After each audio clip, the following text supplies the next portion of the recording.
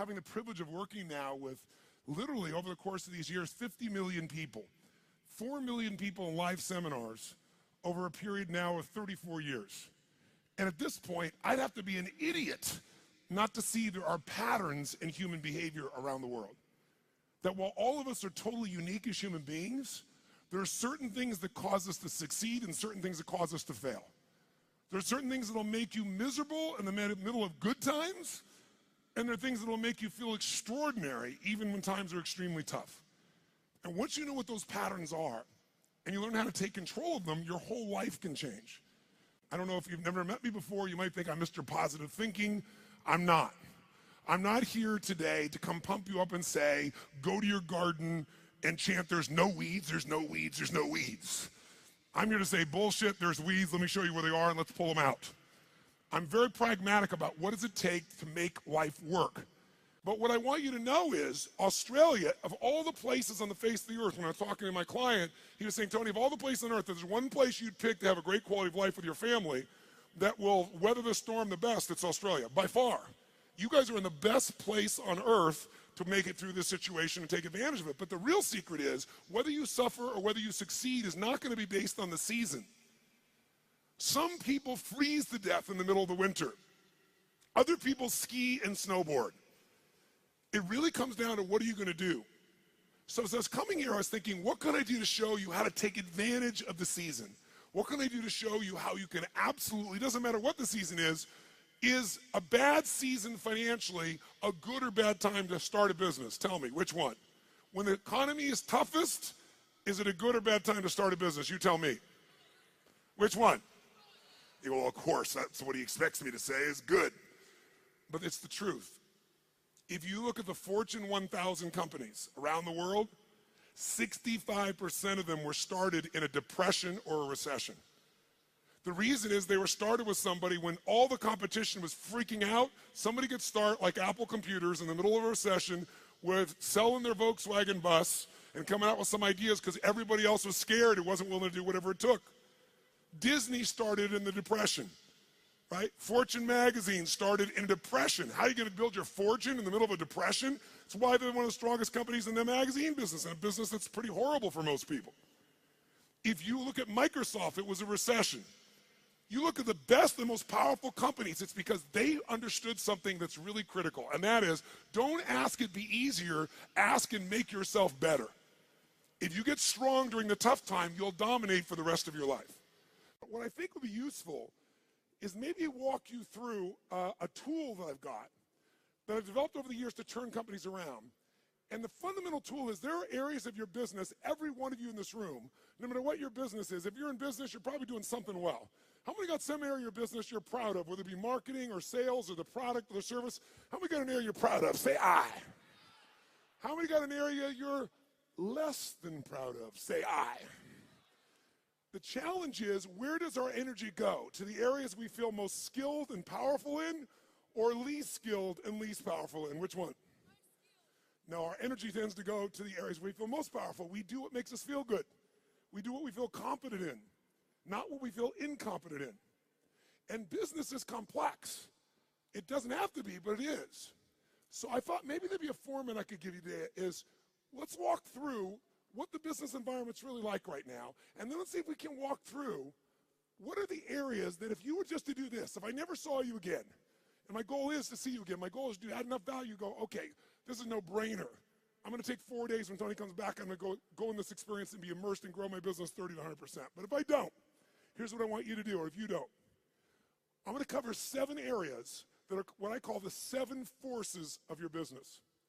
Each force has a forceful impact on your level of success or failure, profitability, etc.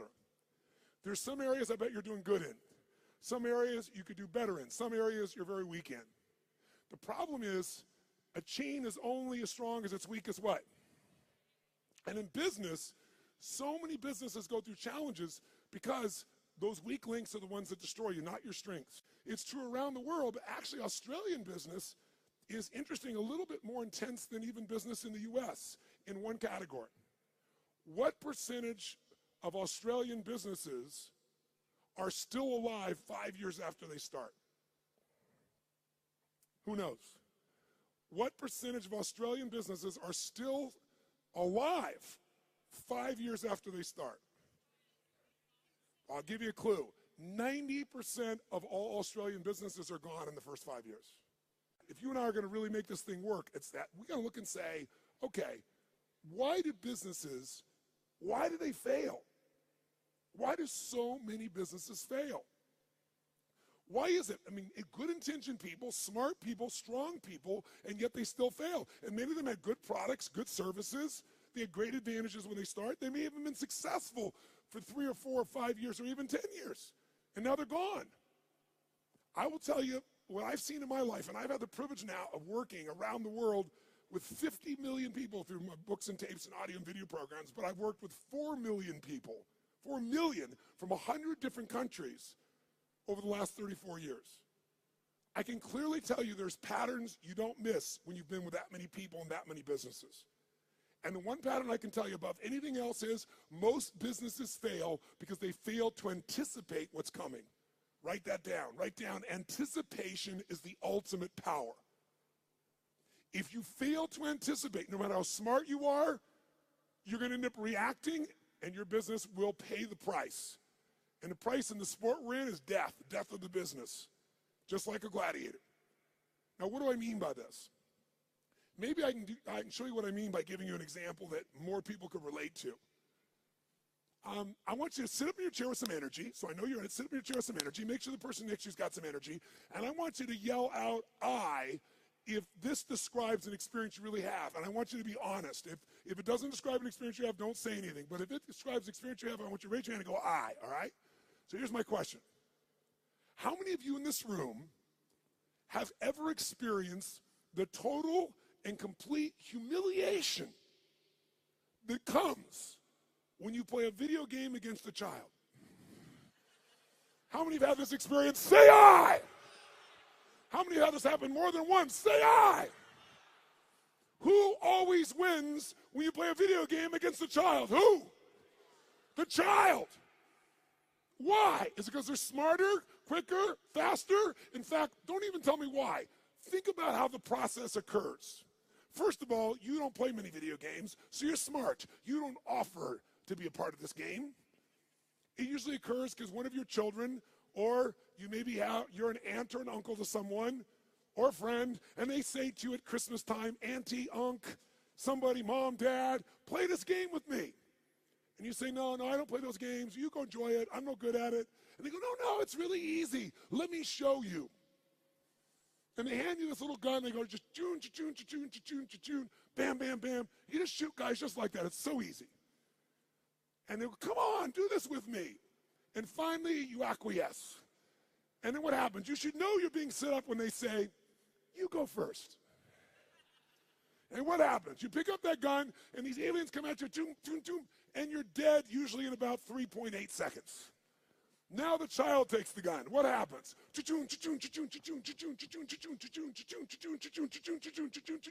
And about 45 minutes later, you get your second turn. Who knows what I'm talking about here? Say I. Now you're pissed, right? You're like getting competitive. I'm not getting shot in 3 seconds. So now you're really focused, and you get shot in the back, and you're dead in 2 seconds. The kids, 45 minutes later, you get your third one. The kid scores 480 million points, you get 3. Who's had this experience? Say I. Why does the child always win?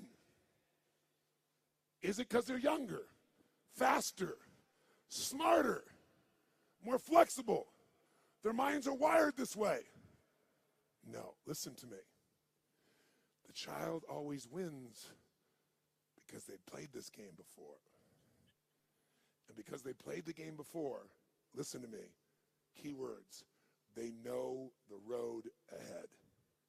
And if you know the road ahead, you have the ultimate advantage over everyone around you. You must know the road ahead. Why? Because when you know the road ahead, you can anticipate. Write it down again. Anticipation is the ultimate advantage in business and in life. Anticipation, when you know the road ahead, you know what's coming. When you know what's coming, you can anticipate. When you can anticipate, What's the benefit of anticipation? When you anticipate, you're ahead of the game. If you're not anticipating, what do you have to do? React. And when you're in the game of business and you react, you're going to die. It's that simple. I don't care who you are. I don't care how long you've been in business. If you find yourself reacting, you're going to die. You're in business and you didn't anticipate some of the challenges coming up with technology, and all of a sudden it eats you up in a week, in a month. What you built 5, 10 years ago disappears. Who's seen this happen and knows what I'm talking about is real here? Say aye. So we're talking about the most important skill of all here. Anticipation, because otherwise you're reacting. Why does the kid succeed? They played it so many times. Guess what they know when the game starts? First bad guy's here, second bad guy's here, third bad guy's here. They don't wait. They anticipate and they take control. If there's one gift you could give yourself, it's to know this. Write this down if you would. The biggest chokehold in any business, is always the owner/leader. It's the owner-leader's psychology or skills. The biggest chokehold in any business is the owner-leader's psychology or skills. Your mindset, what eats you up is you don't know what's coming. You don't have the skill to handle what's coming because you don't know it. Or you're so beat up psychologically, emotionally by what you've been through, you can't find the answer. So as a result, you end up with a story that limits you. You end up in a state that limits you. What's stopping the business, another way of saying this is the story, the state, and the strategy of the owner or the leader. If you change that owner or leader's state, story, and strategy, you change everything. If you don't, they're not going to succeed. So Bill Gates is a gutsy bastard. Bill Gates has a lot of, the guy took big risks. He was at Harvard, had a great education set up, wasn't doing so good, but he read a magazine article about the first personal computer called the Altair. And as he read it, he said, you know what? I think this is the future. He anticipated the changes that would come in the future. But he had guts and he took a risk. That's why he's who he is. He called the guy up and he said, listen, I see you got this new computer. You guys need software for that. He said, I've written software for it that'll make it run perfectly. Was that true? Yes or no? It's total bullshit. He made it up. He was just being gutsy and saying, if I tell the guy I've got software and he says, come see me, I'm going to figure out how to do it.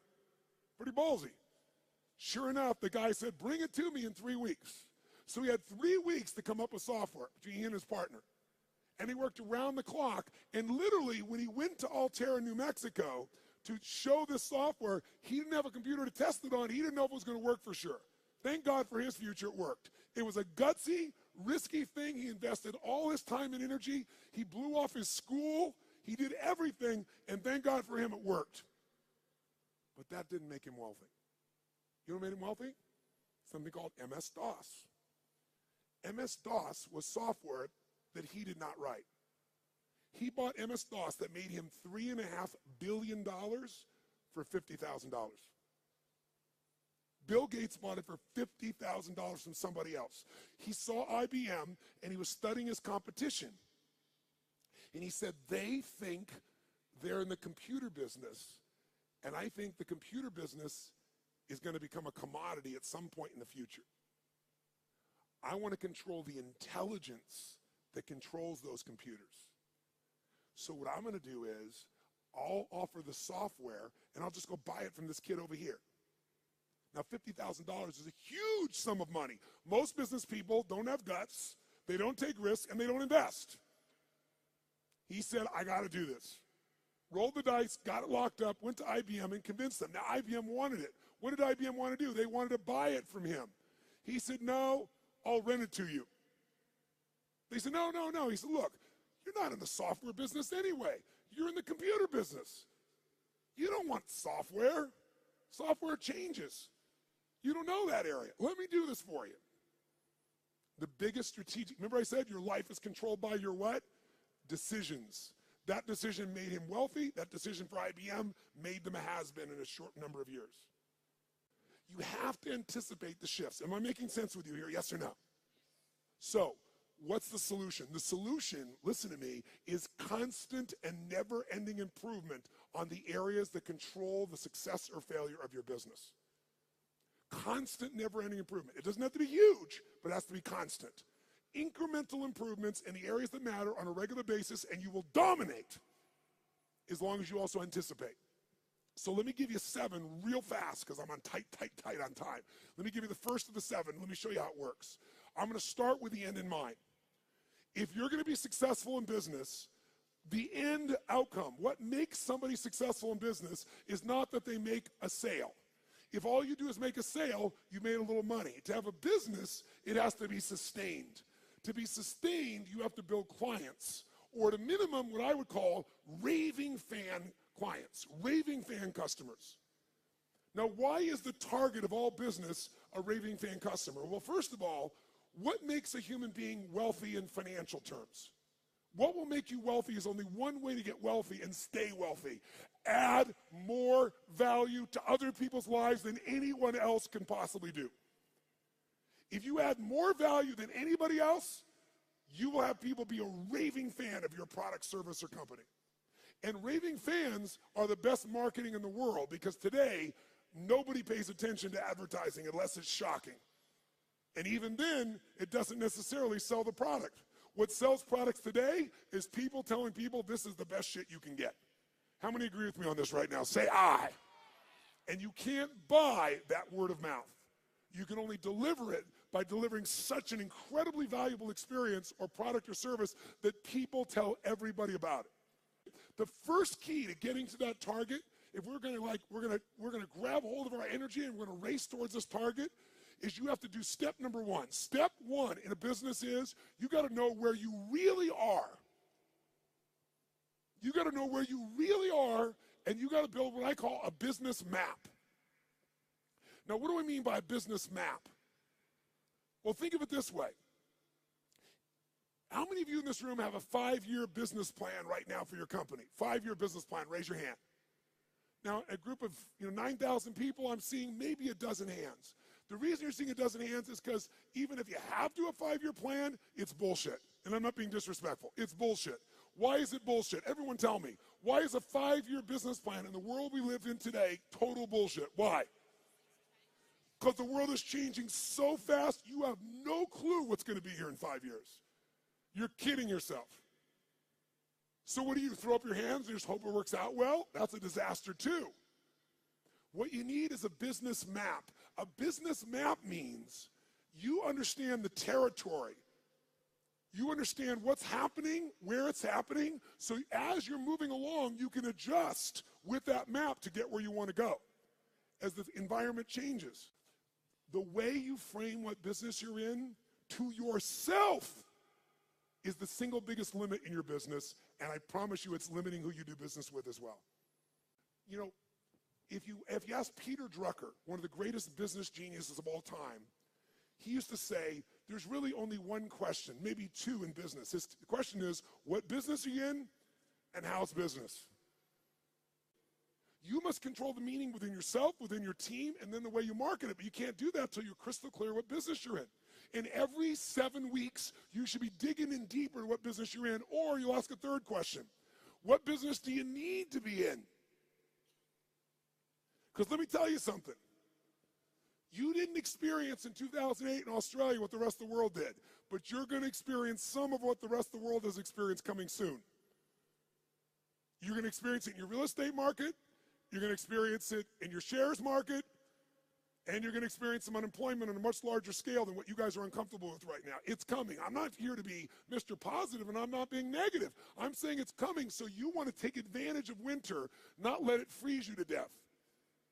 And you can, because when everybody else is scared and hesitating, if you're doing the things I'm showing you, you will take their market share and you will dominate. Even if you're a little guy, you can become a big guy in this time.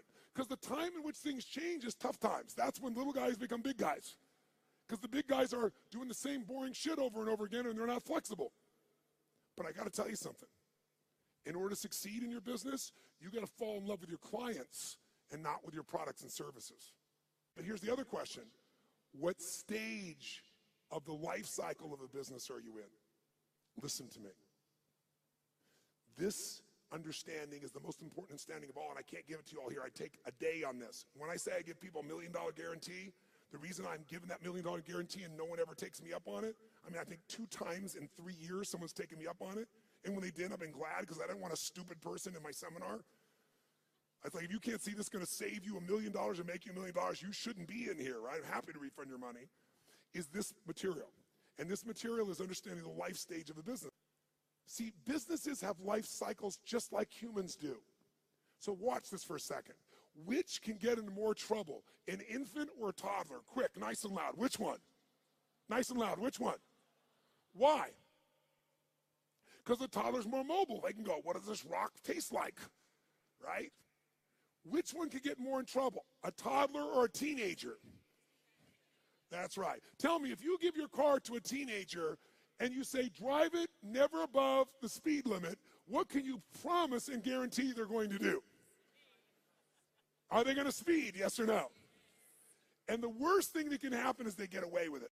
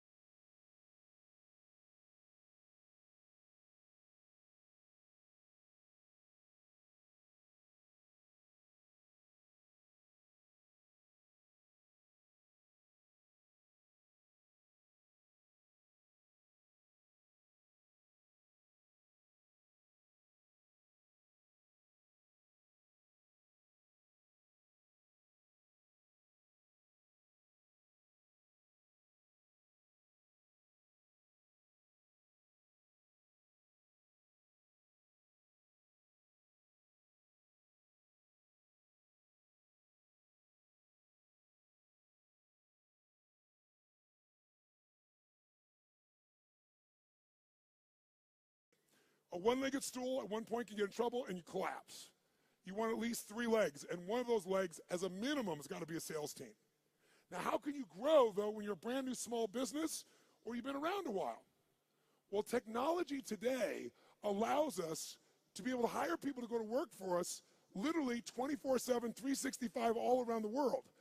We literally have more than 150 people that work for one of my companies, all of which live in different parts of the world, all of which we know only by way of our experience of them, by way of Skype calls where we can see them and coach them, but we measure them better than the persons in the same room with us in the old days. We know what they're doing every moment. We know people are responding. We know everything because it's all fed to us by the web. We have virtual companies now. So if you don't have a lot of resources, we can show you how to get 3 or 5 salespeople in your little company, like these couple of guys here that right now are operators. What if you had 3 people that their entire life was about how to make sure they filled your business? Well, you wouldn't have one little location, you might have 5. But here's what I can tell all of you, just give you one quick hint in this area in the time that we got. Write down one thing. Great salespeople are not trained, they are found. Great salespeople are not trained, they are found and then trained to be even better.